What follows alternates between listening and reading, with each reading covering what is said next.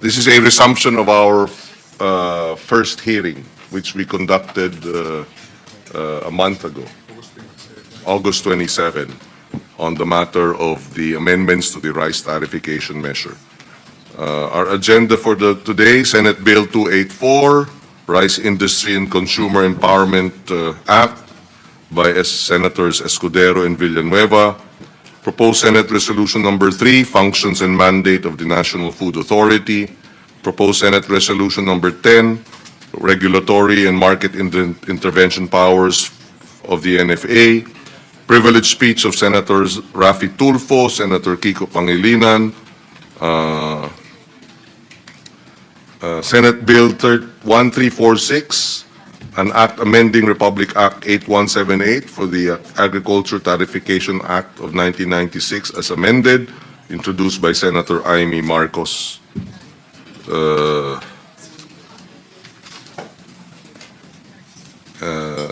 May I now call on the Committee Secretary, Attorney Philip Lina, to place on record and acknowledge our resource persons. You have the floor. Good morning, Mr. Chair. In attendance are the following. From the Department of Agriculture, represented by Undersecretary Christopher V. Morales, Undersecretary for Rice Industry Development, Director Remilen Recoter, Agricultural Training Institute, Deputy Executive Director Flordelisa H. Borde, Deputy Executive Director Phil Rice, Assistant Director Hermini Hilda A. Gabertan, Assistant Director Bureau of Plant Industry. From the National Food Authority, Administrator Larry R. Lacson. From the Philippine Rice Institute as well, Dr. John C. De Leon, Executive Director. From the Philippine Center for Post-Harvest Development and Mechanization, Assistant Director Joel Dator. From the Department of Budget and Management, Attorney Tricia M. Baraan. From the Department of Finance, Assistant Secretary Nel Cabiles. From the Bureau of Customs, we have Attorney Arnel P. Alambra, Deputy Commissioner, Revenue Collection Monitoring Group, and Attorney John Cedric Common. From the Department of Economy, Planning and Development, we have Attorney Carl Diaz. From the Philippine Statistics Authority, Johanna C. G. Abad, Supervising Statistical Specialist. From the Department of Trade and Industry, Mr. Joel Buwag, Assistant Division Chief, Fair Trade Enforcement Bureau. From the Philippine Competition Commission, Attorney Aliana Helen Bigubalia. From the Land Bank of the Philippines, Eden B. Hapitana, First Vice President, Agriculture and Sustainable Development Group. From the Development Bank of the Philippines, Assistant Vice President Mylene Eperas, Head Knowledge Management Unit. From the Planters Products Incorporated, Attorney Carlwin Thompson Ong, the Legal Director. And from our private organizations and associations, from the International Rice Research Institute, Alice Laborte and Alisher Merzabayev. From the Samahan ng Industriya ng Agrikultura, SINAG, we have Engineer Rosendo So, the Chairperson, and Mr. Jason Kainglet. From the Kilusang Magbubukid ng Pilipinas, Rudy Undan. He is also a member of Utak Magsasaka Novo Ecijano. From the Bantay Oxy Association, Chairperson Gemma M. Tabian with Jose T. Vidal, Vice Chairman Emilita B. Mariano, and Leodigario Valera. From the Mabalacat Multipurpose Cooperative, Samahang Magsasakang Nagkaisa sa Kaunlaran, Mr. Norberto B. Basa, Mawake Resettlement, Mabalacat City, and La Purisima P. Gomez, and Danilo Bolos, a former also of Nueva Ecija. From PIDS, Mr. Chair, Dr.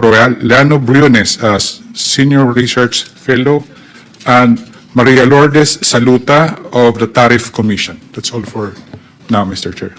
Thank you, Attorney Lina. Magandang umaga sa kanila lahat. We are opening the second hearing of the proposed amendments to the rice tariffication law, as well as additional powers of the National Food Authority. Kung patakaran at polisiya ang lupang tatamnan ng sektor ng agrikultura, malinaw na isang naging lason, hindi pataba ang naging epekto at resulta ng rice tarification law. Sa nakaraang pagdinig, narinig natin ang mga nakakaiyak na kwento ng ating mga magpapalay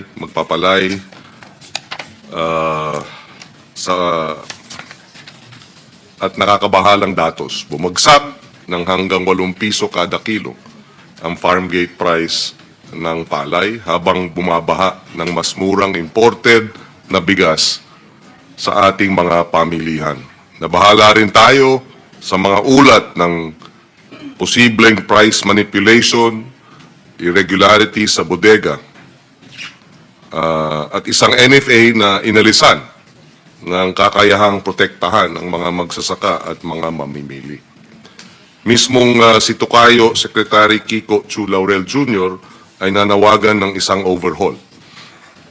Gusto niyang manumbalik ang kakayahan ng Estado na mag-calibrate ng mga intervention, mapalakas ang extension service at i-modernize ang NFA.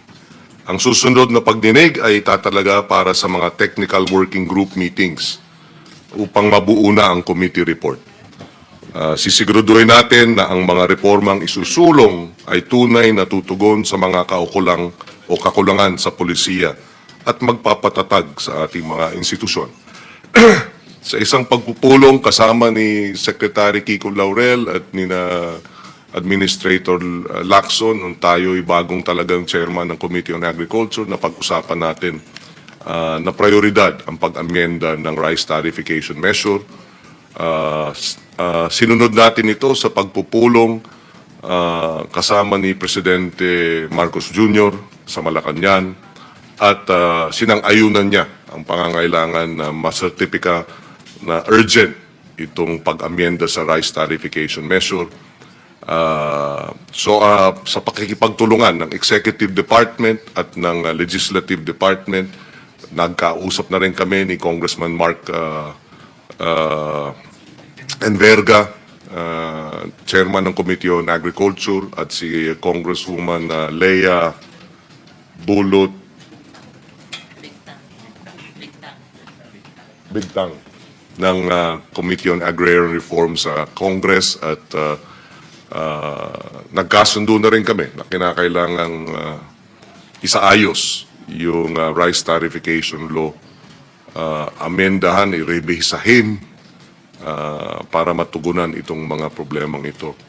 Dagdag dito, hindi pa man na ipapasa ang rice tarification measure, sa susunod marahil na 2 linggo, ilalabas na ng Pangulo ang executive order para magkaroon ng minimum floor price ng palay pag gobyerno ang bumibili direkta sa ating mga magsasaka sa ilalim ng Sagip-Saka Act, yung Republic Act 11321. May minimum floor price sa wet, may minimum floor price sa dry. At ihihikayatin ang mga pamalang pambansang ahensya, pamalang lokal na mga local government units, ngayong panahon ng anihan na bumili direkta sa ating mga magsasaka at mangingisda. So we are pushing for the executive order issuance. 2 actually yon, at pumayag din ang executive department doon sa pagpupulong with President Marcos Jr. Yung unang EO is setting a minimum floor price sa pag-purchase ng gobyerno ng palay, which does not, of course, prevent ang ating LGUs sa mga lugar na maaari at may kapasidad na ibenta yung bigas, bibilin ng direkta rin ang bigas sa ating mga magsasaka sa tamang presyo. At yung pangalawang EO ay yung full implementation ng Sagip-Saka Act para lahat ng ahensya ng pamahalaan na may kinalaman sa food security, pagbibili ng pagkain, pagbibili ng produktong agrikultura, ay minamandatong bumili direkta. Mga ospital, mga provincial city jail, mga cafeteria ng mga state universities ay ugnayan na sa mga farmers and fisher folk organizations para direktang bilhin itong usapin ng agriculture products sa tamang presyo. So yung dalawang EO na yun, hopefully within the month ay mai-issue na, tututukan natin. So sa tulong ng mga katuwang sa pamalaan, pribadong sektor at mga magsasaka mismo, sama-sama nating itatag ang mga reformang magpapatibay sa kinabukasan ng agrikultura, pagsasaka at kabuhayan ng bawat Pilipino. We can now proceed.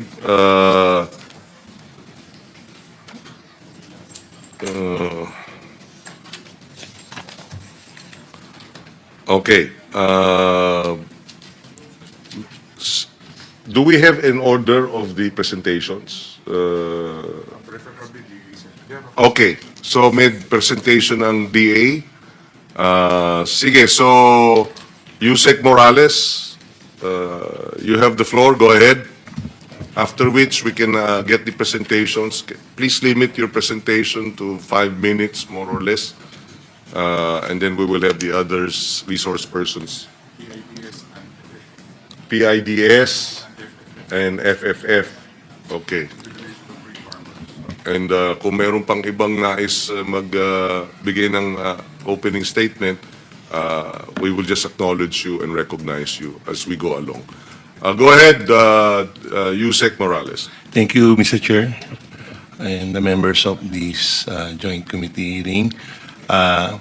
Allow me to present yung core reforms and provisions of the latest draft na binubuo po ng department. So, this is a proposed measure seeks to repeal and replace RA 112 or 203 to correct its adverse effects on farmers and rice security. It aims to restore government responsibility in ensuring price stability, farmers' protection, and rice self-sufficiency while institutionalizing the Philippine Rice Industry Development Program. So naramdaman naman natin yung, although there are minimal impact on the industry's yield and beneficiaries of the RCEP program, ramdam naman natin ngayon naging impact niya sa farmers, especially on our farmers' income na talagang naapektuhan po sila.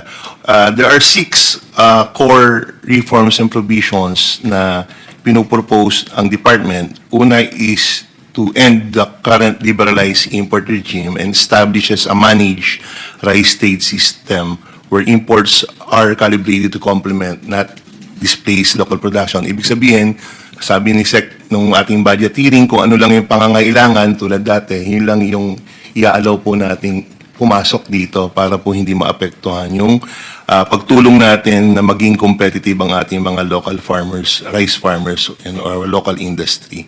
At isa sa pinaka-importanting proposal, reforms and provisions ay yung pag-restore ng core mandate ng NFA on its role in domestic palay procurement. So hindi lang po i-restore yung role, but also palakasin pa yung kakayahan nila, no, in terms of investments in post-harvest facilities like drying and warehousing and storage, buffer stocking, and more importantly, market stabilization with importation allowed only as a last resort by the government. And also, doon sa proposal, isa sa pinopropose po ng team, ng rice team ng DA is to establish a Philippine Rice Industry Development Program as the National Rice Roadmap, integrating yung National Rice Program, Rice Competitiveness Enhancement Fund or RCEF, and some activities of PhilRice, ATI, and LGU initiatives into a unified strategy, thereby creating a coordinating office, the Rice Industry Competitiveness Enhancement Office, which will serve as the policy and program secretariat, ensuring convergence of DA, NFA, and other implementing agencies under the PRIDP or the Philippine Rice Industry Development Program. And also on rice tariff and safeguard mechanism, we seek to authorize the President upon DA or NEDA or DepDeb recommendation to adjust tariffs, suspend imports, or impose safeguard measures to stabilize prices and protect our farmers. And in view of the creation of PRIDP, the consolidated a Rice Industry Development Fund to consolidate tariff collections, NFA income, and GA allocations to finance the PRIDP priorities on high-quality seeds, mechanization, inputs, and buffer stock operations.